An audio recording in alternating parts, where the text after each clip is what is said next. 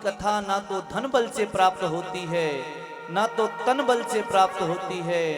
भागवत की कथा मेरे ठाकुर के कृपा के बल से प्राप्त होती है। ध्यान देना, इरादे लाख बनते हैं, इरादे लाख बनते हैं और टूट जाते हैं। इरादे लाख बनते हैं और टूट जाते हैं। मेरे श्याम की कथा में वही आते हैं जिन्हें श्री कान्हा बुलाते हैं। ध्यान देना, ये आप अपनी मर्जी से यहां नहीं बैठे हैं। क्यों? तेरी मर्जी का मैं हूं गुलाम मेरे अलबेले श्याम। यहां आप जो बैठे हैं अपनी मर्जी से नहीं बैठे हैं। क्यों? यहां कोई मर्जी से आ ही नहीं सकता। महाराज जब तक राधा रानी आपका सिलेक्शन ना करें कथा में आने के लिए, तब तक आप आ नहीं सकते। लोग कहते हैं कथा में जाने से क्या मिलता है। ध्यान देना, बहुत से लोग कहते हैं कथा में जाने से क्या मिलता है। तो एक बार हमसे एक भक्त ने पूछा कथा में जाने से क्या मिलता है। हमने कहा भैया तुम्हारा जो प्रश्न है वो ही गलत है। क्यों? तुम पूछ रहे हो कथा में जाने से क्या मिलता है, जबकि तुम्हें पूछना था कथा में जाने से क्या नहीं मिलता है। महाराज कथा में जाने से कोई भी कथा हो, महाराज ये जो कथा है ध्यान देना, केवल कथाएं सुनने के लिए नहीं है कि राम कथा हमने सुन ली, राम जी थे, राम जी के पिताजी दशरथ थे, दशरथ की राम जी की माता जी कौशल्या थी, राम जी की पत्नी का नाम सीता जी था। महाराज केवल कथा सुनने के लिए नहीं है।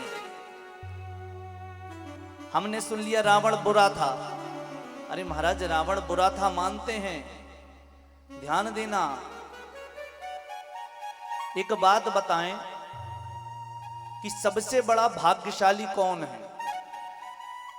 जिसने भगवान का दर्शन कर लिया बहुत बड़ा भाग्यशाली है, हाँ या नहीं? जिसने भगवान का दर्शन किया बहुत बड़ा भाग्यशाली है? नहीं है। क्यों नहीं है? सुनना। महाराज रावण ने भगवान शंकर जी का दर्शन किया, रावण ने श्री राम जी का दर्शन किया, रावण ने सीता जी का दर्शन किया, रावण ने हनुमान जी का दर्शन किया। महाराज हम तो एक भगवान के दर्शन को तरसते हैं, रावण ने 4 भगवानों के दर्शन किए, लेकिन भाग्यशाली नहीं है। कोई बहुत बड़ा आदमी है तो भाग्यशाली है? नहीं महाराज, क्योंकि रावण से बड़ा कोई आदमी है ही नहीं। रावण के पास सोने की लंका थी।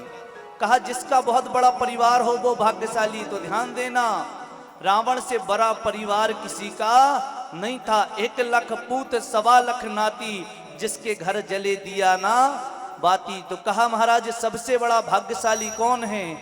तो कहा जो भगवान की कथा में आ जाए, जिसे भगवान का नाम सुनने मिल जाए और जिसे गुरु का सानिध्य मिल जाए, महाराज वो सबसे बड़ा भाग्यशाली। ध्यान देना, रावण के पास बड़ा परिवार है, बड़ी धन संपत्ति है, रावण के पास में भगवान के दर्शन भी हो गए, लेकिन रावण को ना कथा सुनने मिली और ना गुरु मिले। इसलिए रावण भी भाग्यशाली नहीं। सबसे बड़ा भाग्यशाली कौन है? जिसे कथा सुनने मिल जाए। राहुल भैया, जिसे कथा सुनने मिल जाए वो सबसे बड़ा भाग्यशाली है।